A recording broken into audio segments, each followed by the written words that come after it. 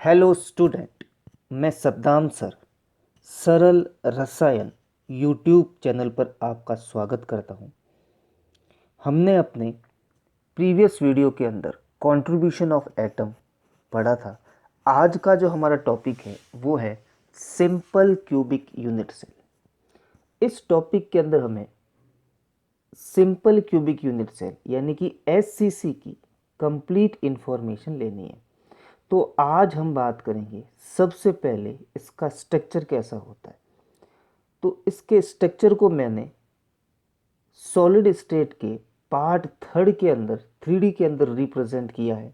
जिसे आप देखना चाहें तो पार्ट थर्ड के अंदर जाके देख सकते हैं। यहाँ पर हम जो है आज 2D के अंदर ही इसका स्ट्रक्चर बनाएंगे। तो इसका स्ट्रक्चर कुछ इस तरीके से होता है। मैं जल्दी से इसको तैयार कर देता हूँ। तो यहाँ पर जो मैं स्ट्रक्चर बना रहा हूँ वो जो स्ट्रक्चर बना, ये स्ट्रक्चर एक क्यूबिकल स्ट्रक्चर है। और जब इस क्यूबिकल स्ट्रक्चर के ईच कॉर्नर पर एटम प्रेजेंट होते हैं तो उस टाइप की यूनिट सेल को सिंपल क्यूबिक यूनिट सेल कहते हैं। कंफर्म हो गया आपको? अब नेक्स्ट बात करें इसके अंदर टोटल नंबर ऑफ एटम कितने होंगे। आपने यहाँ पर कितने एटम बनाए हैं? 8 एटम बनाए हैं। It means total number of atom कितने होंगे? 8 होंगे। अब हमारा नेक्स्ट पॉइंट जो है वो है इफेक्टिव नंबर ऑफ एटम या नंबर ऑफ इफेक्टिव एटम। अब यहाँ पे क्या चीज़ ध्यान रखनी है, दोनों में डिफरेंस क्या है, टोटल नंबर ऑफ एटम और इफेक्टिव नंबर ऑफ एटम के अंदर। तो टोटल नंबर ऑफ एटम के अंदर सिर्फ इतना देखते हैं कि इसमें कितने एटम प्रेजेंट है। यानी कि अपनी जो एससीसी यूनिट सेल थी उसके अंदर कॉर्नर पर एटम थे, 8 कॉर्नर होते हैं तो 8 एटम है। लेकिन इफेक्टिव नंबर ऑफ एटम का मतलब क्या है कि जब एटम कॉर्नर पर प्रेजेंट हो तो उस एटम का कितना पार्ट अंदर है, उससे मतलब है अंदर भी किसके? यूनिट सेल की। और हमने कहा था कि एटम जब कॉर्नर पर प्रेजेंट होता है तो उसका 1/8 पार्ट अंदर होता है, जो कि हम अपने प्रीवियस वीडियो के अंदर बात कर चुके हैं कंट्रीब्यूशन ऑफ एटम के बारे में। तो यहाँ पर ये चीज़ ध्यान रखनी है कि टोटल नंबर ऑफ एटम सबको गिनने, लेकिन इफेक्टिव नंबर ऑफ एटम क्या है कि उस एटम का कितना पार्ट अंदर है। और इन 8 एटम को मिला लिया जाए और उन सभी का 1/8 1/8 1/8 पार्ट ऐड कर दिया जाए तो आंसर क्या आएगा मेरे पास, उसकी बात हमें करनी है। तो यहाँ पर इस टॉपिक के बारे में बात करें तो फर्स्ट ऑफ ऑल मैं ये कहूँगा कि इसके अंदर the total number of atom in SCC 8 है। लेकिन 8 है, लेकिन यहाँ पर हमें ये ध्यान रखना है कि कॉर्नर पर एटम प्रेजेंट है तो उसका कंट्रीब्यूशन कितना होगा, वो कंट्रीब्यूशन होगा 1/8। यानी कि 8 एटम तो है लेकिन हर एक एटम का 1/8 पार्ट ही यूनिट सेल के अंदर प्रेजेंट है।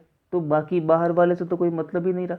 तो इस तरीके से मैं ये कह सकता हूँ कि इफेक्टिव नंबर ऑफ एटम जो है यूनिट सेल के अंदर वो कितने होंगे? 8 × 1/8। इट मीन्स 1 एटम प्रेजेंट होगा। यानी मैंने क्या किया है कि कॉर्नर पर तो प्रेजेंट थे ही, उनका सिर्फ 1/8 1/8 1/8 1/8 पार्ट लेकर ऐड किया है। और फिर मालूम चला हमें इनको ऐड करने पर कि इन सबको जोड़ा जाए तो ओनली फॉर एटम तो 1 ही बनता है, चाहे टोटल एटम नंबर ऑफ 8 हो। तो एक यूनिट सेल के अंदर इफेक्टिव नंबर ऑफ एटम 8 होता है। अब यहाँ पे टोटल नंबर ऑफ एटम और effective number of atom confuse नहीं होना है। और कभी कभार एग्जाम में ये क्वेश्चन पूछ लिया जाता है कि नंबर ऑफ एटम, तो नंबर ऑफ एटम का मतलब है effective number of atom. Confusion नहीं, टोटल नंबर ऑफ एटम अलग चीज है, इफेक्टिव नंबर ऑफ एटम और नंबर ऑफ एटम दोनों एक ही चीज है। ठीक है, इसको जेड से भी रिप्रेजेंट कर सकते हैं, इसको एन से भी रिप्रेजेंट कर सकते हैं। हर बुक में अलग अलग तरीके से उसको रिप्रेजेंट किया गया है, तो उसमें कोई भी प्रॉब्लम नहीं है।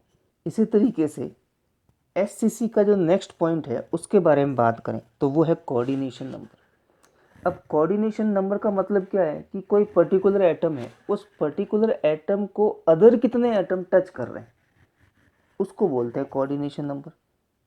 इट मीन्स इसकी डेफिनेशन क्या होगी? Coordination number is defined as the number of atom nearest neighbours atom that an atom has in unit cell. Clear है कि एक एटम के कांटेक्ट में या नियरेस्ट कितने एटम प्रेजेंट है उसको बोलते हैं कोऑर्डिनेशन नंबर। तो इसको डिस्कस करना चाहें तो यहाँ पर हम क्या करते हैं, एक सिंपल क्यूबिक यूनिट सेल बनाते हैं। अब इस सिंपल क्यूबिक यूनिट सेल के अंदर जो सेंटर वाला एटम है उसको मैं थोड़ा बड़ा रिप्रेजेंट कर देता हूँ। अब हमने सिंपल क्यूबिक यूनिट सेल में पढ़ा था कि एक प्रिमिटिव पर जो एटम प्रेजेंट होते हैं वो एक दूसरे के कांटेक्ट में होते हैं। तो यहाँ पर देखो क्रिस्टल लैटिस के सेंटर में एटम प्रेजेंट है और स्ट्रक्चर कौन सा है, सिंपल क्यूबिक यूनिट सेल वाला है। अब यहाँ पे कितना एटम कांटेक्ट में होगा वो देखें तो फर्स्ट बात करें ये एटम कांटेक्ट में होगा क्योंकि उसी प्रिमिटिव में आ रहा है। सिमिलरली उसके नीचे वाला भी होगा सेकंड एटम, सिमिलरली जो है थर्ड एटम। इसी तरीके से हम देखें तो इधर वाला फोर्थ एटम इसके कांटेक्ट में होगा। इसी तरीके से हम देखें इसमें तो फिफ्थ एटम और लास्ट जो है उधर सिक्स्थ एटम प्रेजेंट होगा। तो यहाँ पर एक ही ओरिजिन पॉइंट से सारे मिलते जुलते ये एक्सिस हैं और इन एक्सिस पर जो जितने भी एटम प्रेजेंट है या इन प्रिमिटिव पर जितने भी एटम प्रेजेंट हैं वो एक दूसरे के कांटेक्ट में होंगे। तो इस तरीके से कह सकते हैं कि इसका कोऑर्डिनेशन नंबर जो होगा वो होगा 6। हमारा नेक्स्ट पॉइंट जो है वो है relation between edge length and radius of atom. अब यहाँ पर एक प्रिमिटिव पर जो एटम प्रेजेंट होते हैं उन एटम की रेडियस और उस प्रिमिटिव के बीच में क्या रिलेशन है उसकी डिस्कशन करनी है।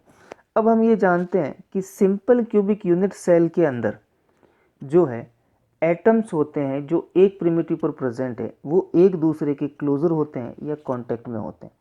तो इसको मैं एक सिंगल डायग्रामेटिकली बनाना चाहूँ तो ये मेरा एटम, इसी तरीके से ये दूसरा एटम। अब ये जो बना मेरा प्रिमिटिव बना और प्रिमिटिव को नाम दे दिया मैंने ए।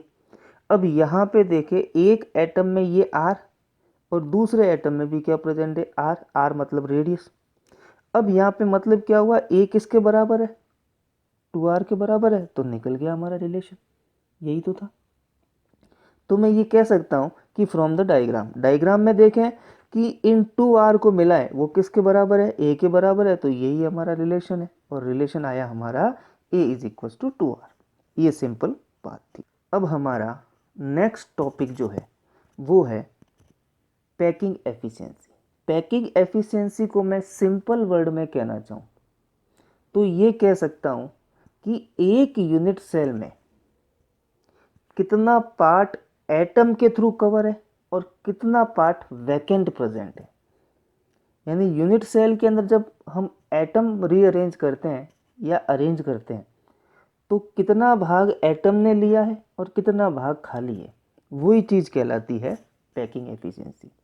अब खाली क्यों रहेगा, क्योंकि जो एटम है वो स्पेरिकल मानते हैं और स्पेरिकल मानते हैं और मॉलिक्यूल को या एटम को अरेंज करेंगे तो स्पेरिकल होने के कारण कुछ ना कुछ उसके बीच में गैप छूटेगा। तो वो गैप कितना है और कितना एटम उसके अंदर प्रेजेंट है उसी को बोलते हैं पैकिंग एफिशिएंसी। तो इसकी डेफिनेशन की बात करें कि it is the percentage of volume occupied by atom in unit cell. Clear. अब इसको समझने के लिए यहाँ पे क्या कह रहे हैं, हम परसेंटेज निकाल रहे हैं। अब परसेंटेज निकाल रहे हैं इसका मतलब इसका जो फॉर्मूला होगा वो फॉर्मूला क्या होगा, वो इस तरीके से होगा कि volume occupied by atom divided by volume of unit cell into 100। यही करते थे हम परसेंटेज निकालने के लिए। अब यहाँ पर बात करें वॉल्यूम ऑक्यूपाइड बाय एटम की बात करें तो वो किसके बराबर होगा कि उसके अंदर इफेक्टिव नंबर ऑफ एटम कितने और इनटू एक एटम का वॉल्यूम कितना है। तो यहाँ पर वॉल्यूम ऑक्यूपाइड बाय एटम के बारे में आप समझ गए होंगे कि इफेक्टिव नंबर ऑफ एटम रखना है अपने को और फिर क्या रखना है, वॉल्यूम ऑफ एन एटम, यानी एक एटम का रख दो और बाकी से मल्टीप्लाई कर दो। हर बार क्यों अलग अलग को प्लस करो, सही बात है। नंबर ऑफ इफेक्टिव एटम ज़्यादा है तो क्या आप बार बार उसको ऐड करोगे, सीधा मल्टीप्लिकेशन करोगे, सिंपल सी बात है। अब बात करें यहाँ पर नेक्स्ट बात, तो वॉल्यूम ऑक्यूपाइड बाय एटम के अंदर मैंने नंबर ऑफ इफेक्टिव एटम को जेड से रिप्रेजेंट कर दिया और एटम को स्पेरिकल माना है तो स्पेरिकल मानेंगे, इसका मतलब वॉल्यूम ऑफ स्पेयर क्या होता है 4/3πr³ रख दिया मैंने इसके अंदर। अब नेक्स्ट बात करें इसके अंदर कि volume of unit cell, unit cell निकालना है तो वॉल्यूम का मतलब क्या होता है, length into length into length. और यहाँ पे लेंथ हम किसको ले रहे हैं, प्रिमिटिव्स को, और प्रिमिटिव्स कौन सा है, ए। तो क्या कर दिया मैंने, ए का क्यूब। अब ए का क्यूब क्यों लिया है, क्योंकि तीनों सेम ही है। ए इंटू बी इंटू सी लिखता तब भी वही बात होती, क्योंकि सेम लेंथ है।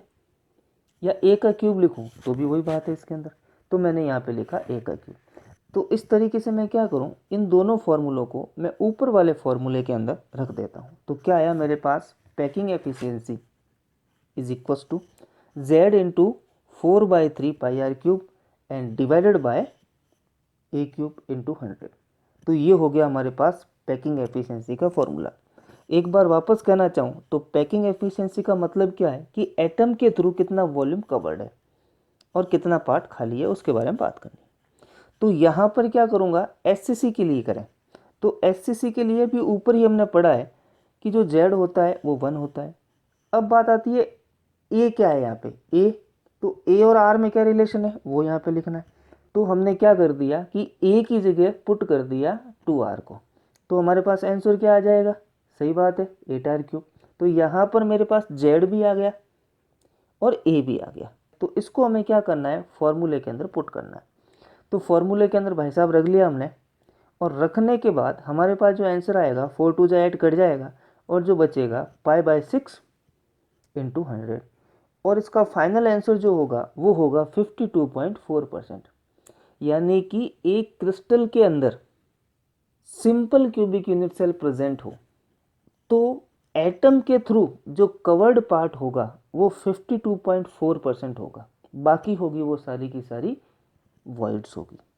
ठीक है, तो इसको और सिंपल तरीके से मैं बताना चाहूँ कि एक डब्बे के अंदर जो कि क्यूबिकल है उसके अंदर मैं एटम अरेंज करूँ सिंपल क्यूबिक यूनिट सेल के मैनर में, तो उस डब्बे का कितना पोर्शन भरा हुआ होगा, 52.4%, और खाली कितना होगा, रिमेनिंग बचा हुआ है।